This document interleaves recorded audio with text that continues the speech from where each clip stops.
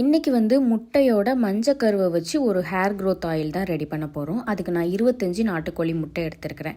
அதை வந்து இந்த மாதிரி குக்கரில் வந்து ஒரு விசில் வச்சு எடுத்துக்கிட்டேன். ஒரு விசில் வச்சு எடுத்தோன்னா நமக்கு வந்து சீக்கிரமாக வெந்துடும். அதனால் ஒரு விசில் வச்சு எடுத்துக்கிட்டேன். இந்த ஹேர் க்ரோத் ஆயில் வந்து எனக்கு கேட்குறதுக்குமே புதுசாக இருந்துச்சு, பார்க்குறதுக்கும் புதுசாக இருந்துச்சு. அதனால் சரி இது ஒரு வீடியோவாக போடலாம் அப்படின்ட்டு நான் போட்டேன். முட்டையோட மஞ்சக்கருவில் வர்ற எண்ணெயை வந்து நம்ம தலையில் தேய்ச்சிட்டு வந்தோம்னா ஹேர் க்ரோத்தும் நல்லாயிருக்கும், ஸ்ட்ராங்காகவும் ஆகும் அப்படின்னு சொல்லியிருந்தாங்க. அதனால் நான் ரெடி பண்ணுவோம் அப்படின்னு ரெடி பண்ணேன்.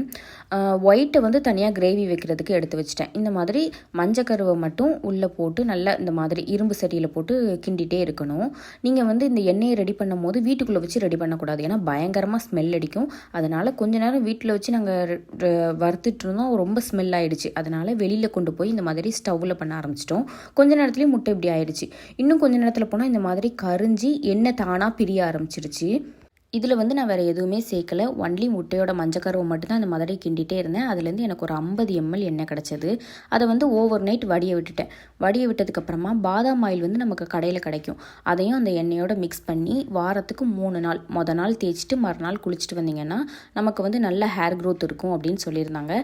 நான் ட்ரை பண்ணி பார்க்கலாம் அப்படின்னு நினச்சிருக்கேன். உங்களுக்கு வேணும்னா நீங்களும் ட்ரை பண்ணி பாருங்கள்.